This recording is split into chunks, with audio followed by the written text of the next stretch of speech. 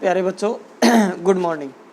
आज हम आपको अपनी पुस्तक के अंतिम lesson if I were you के बारे में बताने जा रहे हैं, जिसे डगलस जेम्स ने लिखा है।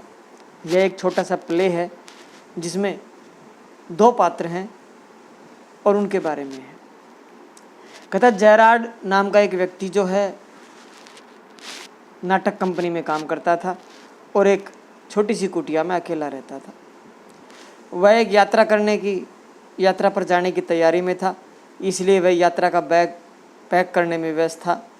उसी समय एक व्यक्ति जो है, उसका नाम बलात था, उसकी कुटिया में घुस गया। उसके हाथ में एक रिवॉल्वर थी और एक ओवरकोट और हेलमेट पहन रखा है। वह टेबल पर मारता है और ध्वनि को सुनकर के जेरार्ड तेजी से उसकी ओर मुड़ जाता है। बिना किसी अनुमति के प्रवेश करना एक हैरानी की बात है। जबरन प्रवेश करने वाला व्यक्ति जेरार्ड के बारे में कुछ बातें जानता है। जब जेरार्ड जबरन प्रवेश करने वाले व्यक्ति को अपने जीवन की कहानी बताता है कि उसे जिप्सियों और बाल्यकाल में चुरा लिया गया था।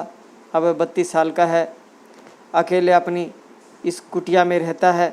जबरन प्रवेश करने वाले व्यक्ति ने जेरार्ड की कहानी में कोई रुचि नहीं है। फिर वह उससे पूछता है कि वह इस कुटिया में अकेला क्यों रहता है। इस पर जेरार्ड उस व्यक्ति का नाम पूछता है, लेकिन वह अपना नाम नहीं बताता और इसके विपरीत वह जेरार्ड से उसका ईसाई नाम पूछता है। जेरार्ड उसे अपना ईसाई नाम विल्सेंट चार्ल्स बताता है। बिना किसी अनुमति के प्रवेश करने वाला वह व्यक्ति उससे पूछता है कि क्या वह कार चलाता है। जब जेरार्ड उसे धमकी देता है कि वह उसे बिना मारे चोट पहुंचा सकता है और अपने उत्तर प्राप्त कर सकता है। जेरार्ड उसे बताता है कि वह उसकी सहायता कर सकता है। उसके पास एक कार है, यह गैराज में खड़ी है। इसे वो जो व्यक्ति है थोड़ा सा नरम पड़ जाता है। जेरार्ड उसे बताता है कि उसे मिलने के लिए कोई व्यक्ति नहीं आता। वह बिना किसी अनुमति के किसी व्यक्ति को प्रवेश नहीं करने देता है। वह उसकी विनम्रता की प्रशंसा करता है। तब अनाधिकृत प्रवेश करने वाला व्यक्ति अपने बारे में जेरार्ड के बारे में बताता है। वह कहता है कि वह एक उच्च वर्ग का व्यक्ति है, उसके पास दिमाग है और उससे काम लेता है।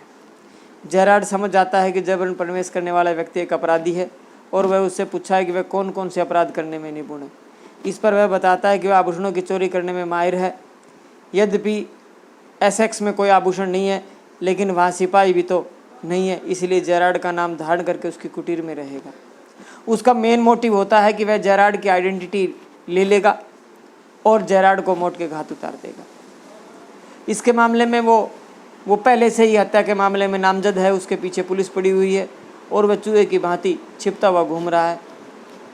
वह जेरार्ड से कहता है कि उसे पुलिस जो है 1-2 बार फांसी नहीं दे सकती, क्योंकि पहले ही वो ऑलरेडी मर्डर कर चुका है। लेकिन जेरार्ड थोड़ा सा मुश्किल में पड़ गया। वह अपराधी उससे माफ़ करने की प्रार्थना करता है। वह अपराधी को अपनी कार में ले जाने के लिए आमंत्रित करता है। वह उसे बताता है कि एक आदमी मुख्य सड़क पर खड़ा कर रखा है। यदि उसे पुलिस दिखाई दी तो वह उसे तुरंत टेलीफोन कर देगा। उसी समय टेलीफोन की घंटी बजती है। जेरार्ड अपराधी को बताता है कि पुलिस उनका पीछा कर रही है, इसलिए उन्हें सीधे गैराज में चलना चाहिए। यानी कि जेरार्ड जो है वो बड़ा ही सुलझा हुआ इंसान है और वह उसे गैराज के बहाने एक कपबोर्ड के अंदर प्रवेश करने को कहता है। और वो जैसे ही जेरार्ड दरवाज़ा खोलता है एक तरफ हट जाता है और अपराधी भी अंदर का मुआयना करने के लिए झुकता है। जैसे ही वो अपना सिर घुमाता है, जेरार्ड उसे अलमारी में धक्का देता है और वह दरवाज़ा बंद कर देता है और उसे लॉक कर देता है। अंदर से अपराधी दरवाज़ा पीटता रहता है, चिल्लाता रहता है और जेरार्ड जो है पुलिस को बुला करके उसे हैंड ओवर कर देता है। इस प्रकार जेरार्ड जो है अपने आप को बचाता है और समाज की मदद करता है कि किस प्रकार उसे एक अपराधी को पकड़वाया है। तो ये कहानी है। आप सभी इस कहानी के सारांश को पढ़ेंगे। मैंने समरी भी डाली हुई है और बुक में भी आप इसकी पूरी स्टोरी को पढ़ सकते हैं। धन्यवाद। शुभ दिवस।